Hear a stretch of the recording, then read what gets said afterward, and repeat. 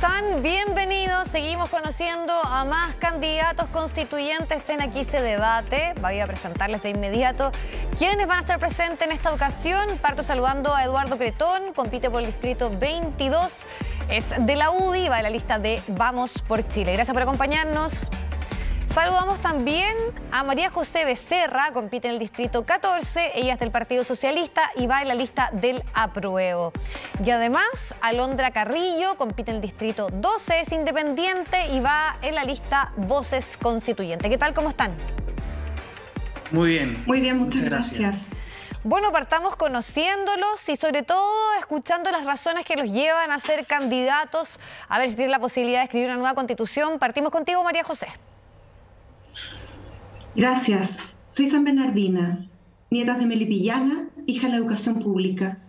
Desde ahí viví lo injusto que es este modelo de desarrollo que niega nuestros derechos, donde el dinero se ha concebido como más importante que nuestro valor del trabajo decente, que nuestra naturaleza, que nuestras mujeres, que nuestros niños, niñas y adolescentes, finalmente que la reproducción de la vida.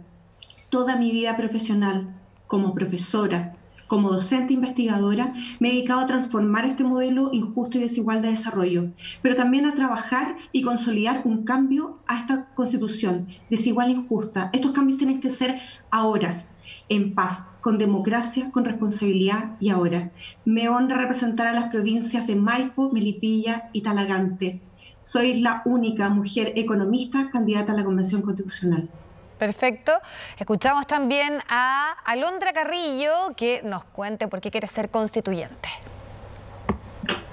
Hola, yo soy Alondra Carrillo, soy militante feminista y candidata a la Convención Constitucional por la Coordinadora Feminista 8M en la lista T, Voces Constituyentes, que es una lista independiente, integrada exclusivamente por personas provenientes de movimientos sociales como el Movimiento por el Agua y los Territorios, el movimiento No Más AFP, organizaciones territoriales que se han levantado al calor de la revuelta iniciada el 18 de octubre, y levanto mi candidatura desde ese espacio. Mi candidatura es levantada por las vecinas y vecinos organizados de las comunas de La Florida, Puente Alto, Pirque, San José de Maipo y La Pintana.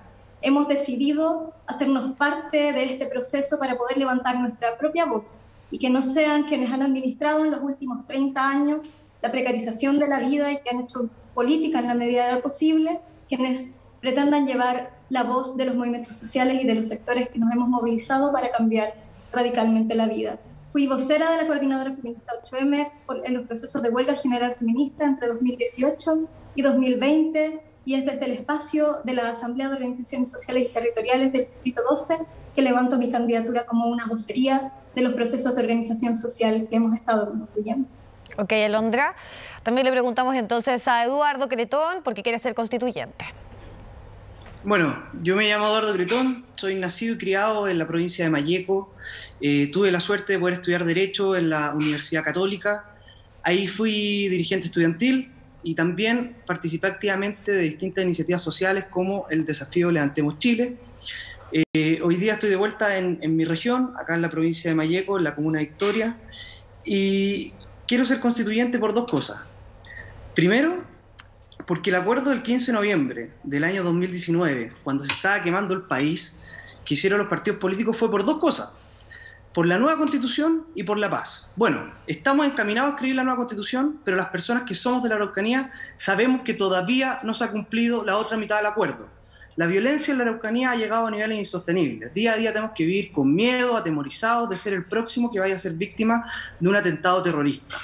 Y por otra parte, mi otra motivación tiene que ver con que hoy día en el proceso constitucional, en el debate constitucional, se habla mucho de los derechos, pero muy poco de los deberes. Yo creo que la nueva Constitución tiene que tener derechos, pero también deberes, porque esa es la forma que tengamos ciudadanos más libres, más responsables, más comprometidos con el entorno, que exigen sus derechos al Estado, pero que también cumplen con sus deberes. Y eso significa también entender que la solución a los problemas públicos no es monopolio exclusivo del Estado.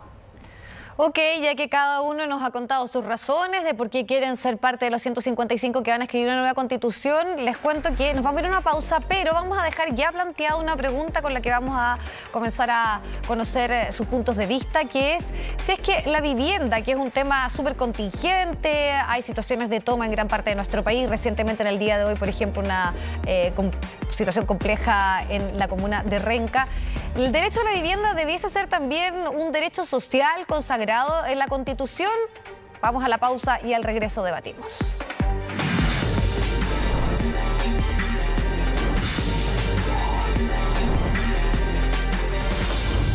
Bueno, ya estamos de regreso en Aquí se debate. Habíamos dejado planteada la pregunta si en una nueva constitución se debe consagrar como un derecho social el derecho a la vivienda digna. Algunos también dicen que se debe quedar lo suficientemente claro en cuanto a los metros, en cuanto a la ubicación. Es una gran problemática que enfrenta nuestro país. Entonces queremos conocer sus opiniones. María José. Por supuesto, el derecho a la vivienda tiene que estar consagrado en una nueva constitución que garantice este derecho social. Pero no solamente eso, tenemos que preocuparnos de dos elementos que son claves. El elemento financiero y económico acá no es garantizar el derecho a la vivienda, es cómo nos hacemos responsables de fijar los precios contra la especulación financiera, cómo se ha transformado en este modelo de crecimiento y desarrollo de Chile y en el mundo. Por tanto, acá, garantía de derecho a la vivienda, rango constitucional contra la no especulación, como lo han establecido las constituciones alemanas y españolas. Hemos visto, por ejemplo, cómo la constitución alemana a los municipios de Berlín, por ejemplo, se les ha permitido que sean los propios municipios que puedan hacer ordenanzas para la gestión de los suelos y así permitir que hayan precios justos, no tan solamente para la compra de vivienda, sino también para su arriendo. Y en el caso de incorporar también que se regule el tema de los precios, ¿debiese crearse una entidad que precisamente tenga esa función en específico? ¿Me estás preguntando a mí? Sí, María José. Sí, sí, por supuesto, los países han desarrollado distintos tipos de mecanismos. Acá lo importante es establecer este rango constitucional para que efectivamente los precios no sean volátiles y así el capital no transite desde, por ejemplo, las industrias, de cualquier tipo de industria, a la especulación financiera, ya mercados capitales golondrinas que van de una población o a otra. Lo hemos visto en lugares tan importantes como Buin, como Isla de Maipo, como lugares incluso rurales en el Distrito 14, donde ya las comunas pasan a ser comunas dormitorios. Y esto pasa por la especulación de las tierras y donde no existe una política pública que esté garantizada para la situación no solamente de generar una vivienda propia y digna, sino que establecer un circuito virtuoso de colegios, seguridad pública, salud, etcétera. De servicios también, entonces, adyacentes a estos centros urbanos. Eduardo, ¿cuál es tu opinión? Y además, ¿cómo se puede garantizar que esto no sea una letra muerta? O sea, sabemos que nuestra Constitución se nos asegura un medio ambiente libre de contaminación, pero hay obviamente muchísimas ciudades en nuestro país que no podrían decir que se cumple con eso. A ver, lo primero es que yo no soy partidario de fijar precios a rango constitucional. Me parecería un profundo error. Yo creo que el derecho a la vivienda tiene que ver más bien con metas solidarias del Estado, de que el Estado efectivamente a través de buenas políticas públicas logre entregarle vivienda a aquellos compatriotas que hoy día lo necesitan y lo requieren para poder desarrollar en tranquilidad, en calma, sus propios proyectos de vida. Por lo tanto, creo que ahí no soy partidario de fijar precios a rango constitucional de los terrenos ni nada por el estilo. Y creo, por otra parte, que esta discusión con respecto al derecho a la vivienda va a tener que ver mucho con cómo colisiona este derecho de la vivienda con otro tipo de derechos. O si es que este derecho a la vivienda va a ser exigible al Estado o va a ser judiciable. Y eso a mí creo que puede generar distintos problemas porque el derecho a la vivienda de una persona podría colisionar con el derecho a propiedad de otra persona. Entonces creo que ahí va a haber un debate en la convención bastante interesante al cual vamos a tener que atender. Pero también creo muy fundamental que en la nueva Constitución no solamente pueden haber derechos, sino que también tienen que haber deberes. Entonces, lo que yo creo es que si se garantiza el derecho a la vivienda, también debiésemos establecer ciertos deberes de carácter constitucional, como el deber de respetar a los vecinos, el deber de respetar los barrios, el deber de cuidar los espacios públicos.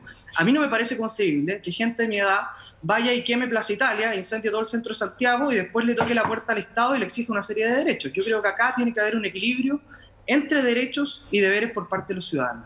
Y también manifestaste que no estarías de acuerdo a la judicialización si es que efectivamente no se cumple con esos derechos. Sí. Preguntemos también entonces a Alondra cuál es su opinión respecto al tema, su posición, regulación de los precios, judicializar efectivamente, poder ir a tribunales si es que el Estado no cumple con un derecho social como sería en este caso el derecho a la vivienda. A mí antes que nada me gustaría responder la pregunta inicial que fue formulada para los otros dos candidatos, ¿no? Que es si es que nosotros creemos que tiene que tener o no un rango constitucional de vivienda digna. Y nosotras, quienes defendemos el programa feminista contra la precarización de la vida, que es lo que se nos ha encomendado hacer a las candidatas feministas de la Coordinadora Feminista 8M, sostenemos que sí, ¿no? Ese programa fue construido, entre otras, por las dueñas de casa sin casa, que llevan décadas organizándose por hacer de la vivienda digna un derecho consagrado como un elemento fundamental en la lucha por una vida digna y una vida libre de violencia, ¿no? Especialmente libre de violencia contra las mujeres. En la medida en que la garantía constitucional a una vivienda digna permite, por ejemplo, condiciones para el ejercicio de la autonomía, ¿no? Y la autonomía económica y la autonomía vital que supone tener la posibilidad de estar en un lugar seguro, ¿no?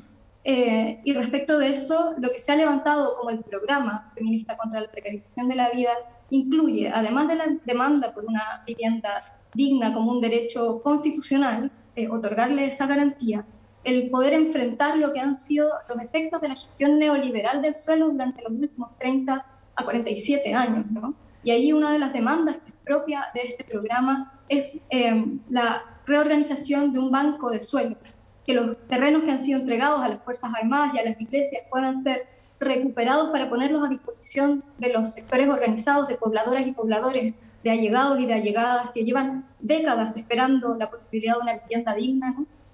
Para incluir a esas comunidades en procesos de construcción habitacionales que sean producidos colectivamente, ¿no? Producidos a partir de las comunidades y de sus necesidades y aspiraciones. Y eso, por supuesto, que colisiona con el negocio inmobiliario y colisiona con el negocio que ha sido también gestionado por la concertación, por personajes como Pérez Lloma, que en mi distrito, en La Florida, ha impulsado, ¿cierto?, una inmobiliaria a la que se le dio luz verde hace poco para un megaproyecto inmobiliario, uno de los tantos que precarizan la vida de amplias capas de población. Ok, Alondra. Para ordenar un poco, ya que cada uno expuso sus puntos a esta pregunta inicial, María José, tú levantaste la mano y me imagino que quieres hacer un punto a los esgrimidos recientemente por Eduardo. Sí, quiero poner un punto sobre la mesa sobre la defensa acérrima que hace el candidato de la UDI al derecho de propiedad y a la fijación de precios. Cuando tuvimos recién, hace unos días, Contraloría General de la República, sacó un resultado de cómo se manipuló y se puso sobreprecio a las cajas de mercaderías que fueron licitadas por el actual Ejecutivo y en tiempos de pandemia. Acá todo el mundo, países desarrollados al igual que Chile, lo que hicieron primero fue entregar subsidio a las familias, subsidio a las pequeñas y medianas empresas y entregaron políticas públicas en las cuales se fijaron los precios no tan solo de alimentos básicos para la subsistencia y no permitieron que fueran las propias comunidades organizadas las que subsistieran desde sus propios bolsillos, con sus retiros de la AFP, con las joyas comunes que por lo general las levantaron las vecinas, sino que fue el Estado el que se hizo responsable. Por tanto, yo quiero poner elementos acá importantes sobre elementos que tienen que ser claves y fijar los precios para las viviendas y el suelo, y ahí estoy de acuerdo con Alondra, es un elemento básico para dejar de especular con la vida. ¿Eduardo? Sí, bueno, primero decirle a la candidata que estamos en un estado de excepción constitucional, por lo tanto me parece lógico que el Estado pueda fijar ciertos precios por la circunstancia misma de la pandemia. Distinto es que en tiempo normal nosotros empecemos a fijar los precios en cuál la gente tiene que vender su terreno. No estoy con eso. Y creo que me gustaría hacer una pregunta a Alondra, porque ella habló de quitarle los terrenos a las iglesias que hoy día tienen y reorganizarlos. Bueno, yo creo que ahí ella está hablando de lo que es una expropiación y me gustaría saber qué es lo que piensa ella del estatuto expropiatorio, porque hay muchas voces del sector de Alondra que hoy día quieren eliminar el estatuto expropiatorio que tiene la Constitución del 80. Alondra, ¿quieres responder la pregunta? Y además también habías levantado la mano para hacer algún punto de lo que estamos debatiendo. No sé a qué sectores se refiere Cretón, así que no tengo muy bien cómo responderle. Por supuesto que lo que nosotros estamos planteando supone una reorganización de los términos de la propiedad y en ese sentido una redistribución de la propiedad. El programa que nosotros estamos defendiendo es un programa de socialización de la riqueza, de socialización de los bienes comunes, y dentro de los bienes comunes está también el suelo, ¿no? Está también la posibilidad de tener un lugar en el cual vivir, y eso va a suponer redistribuir, ¿no? Y eso no se juega en expropiación o no expropiación, se juega en que necesariamente vamos a tener que recursos que están en las manos de unos pocos pasen a estar en las manos de muchos. Y eso es lo que ha sido defendido por amplios sectores. A mí me parece que ha sido muy contundente también la voluntad popular manifiesta en el plebiscito del 25 de octubre y desde el 18 de octubre en adelante, ¿no? De iniciar un proceso social, de ponerle fin al neoliberalismo consagrado en la Constitución de Pinochet y administrado por la Concertación durante 30 años, ¿no? Y poder iniciar el camino a la consagración de un Estado solidario, garante de derechos, pueda redistribuir, entre otras cosas también, la riqueza, el acceso a la ciudad. Esa es una de las cuestiones que yo quería mencionar, pero además también sería muy necesario, si es que estamos pensando en cuál debería ser el rol del Estado en este caso, ¿no? Como decía María José, respecto de, por ejemplo, dar subsidios directamente a las familias. A mí se me viene inmediatamente a la mente lo que fue la política de Michelle Bachelet después del terremoto del 27 de febrero, ¿no? Donde lo que se hizo ahí para la reconstrucción de las viviendas, o sea, estamos hablando del mismo asunto, ¿no?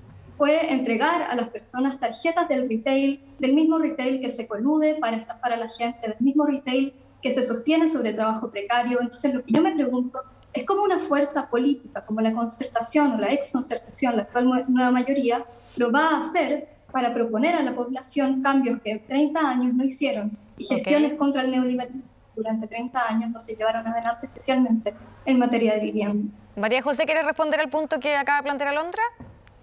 Sí, por supuesto, porque acá hay un poco caricaturas al respecto.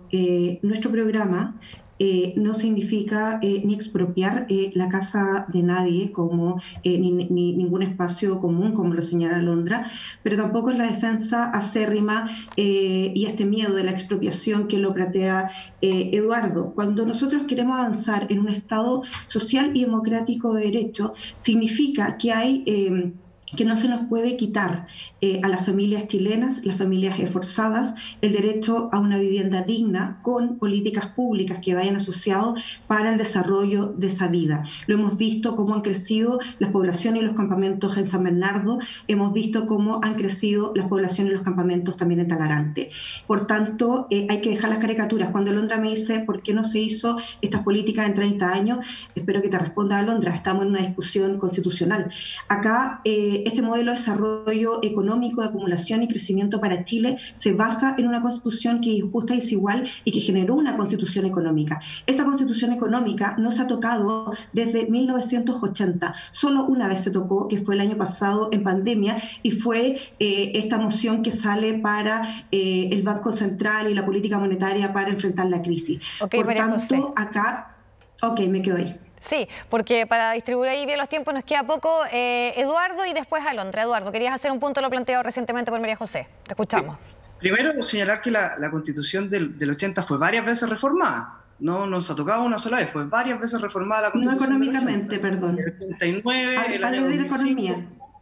Hubo varias Hable de la reformas. economía, Eduardo, perdona, para que vayamos al punto.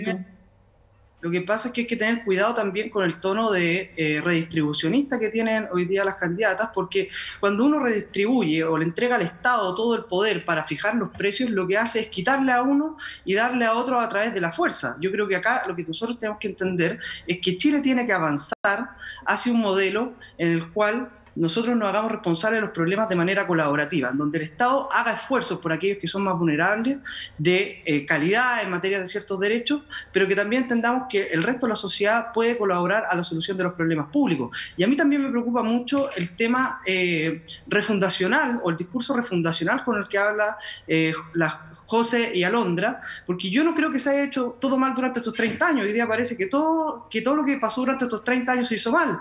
A mí me da, la verdad, un poco de pena que la Concertación reniegue de la obra que hizo durante estos 30 años, porque yo creo que durante estos 30 años Chile sí avanzó mucho y se avanzó en muchas cosas. Sin embargo, a medida que avanzábamos durante estos 30 años, tuvimos una cierta casta de personas que a cuatro paredes hizo de la política su profesión para toda la vida y se quedaron enquistados en el poder y no dejaron que hubiese renovación. Por lo tanto, yo creo que no todo se ha hecho mal durante estos 30 años, que hay muchas cosas que podemos mejorar, pero que hay que tener mucho cuidado con los discursos refundacionales. Yo creo Eduardo, que Chile es un territorio que puede seguir avanzando, pero desde lo que hemos construido. ¿Alondra? Y a mí me parece que es muy sorprendente que un defensor del discurso del rechazo pueda referirse de ese modo, ¿no? A lo que supone quitarle a alguien algo que es de su propiedad por la vía de la violencia. Inmediatamente se me vienen a la mente los fondos de pensiones de las trabajadoras y trabajadores del país. Pero los fondos de pensiones son de los trabajadores. Eso es lo importante, Alondra. Eduardo, vamos a dejar que Alondra exponga su punto para que después también puedan ahí debatir. Fueron expropiados a las trabajadoras y los trabajadores en un contexto de dictadura cívico-militar, donde literalmente tenían un fusil puesto al frente y 1.300 centros de detención, tortura y exterminio, ¿no? Para luego entregárselos a las administradoras privadas de pensiones para que especularan por fondos de pensiones de las trabajadoras y de los trabajadores. O sea, lo que estamos planteando, y yo creo lo que sostiene también el 80% de la población que aprobó ponerle fin a la constitución de la dictadura, que luego fue asumida también como el marco reglamentario de la gestión política, de la concertación, de la nueva mayoría y de los gobiernos de Chile Vamos, es también poder poner fin a ese largo proceso histórico de expropiación de la amplia mayoría de la población, de expropiación de sus derechos fundamentales, de expropiación de la riqueza que producen con el trabajo que realizan cotidianamente, ¿no? De expropiación de los derechos sociales, políticos y culturales, y a mí me parece que esa es la mayor violencia, y es esa la violencia a la que se busca poner fin con un proceso de transformación social que no empieza ni termina en una nueva constitución, pero que pasa también por poner fin y erradicar el legado de la constitución de Pinochet y administrado durante los... Alondra, Eduardo, María José, lamentablemente se nos acabó el tiempo, se pasa volando, pero a partir de una pregunta pudimos debatir varios temas y vamos a ver qué pasa efectivamente en el momento en que esto se dé en un contexto constituyente. Muchas gracias por acompañarnos, que estén muy bien y buenas tardes.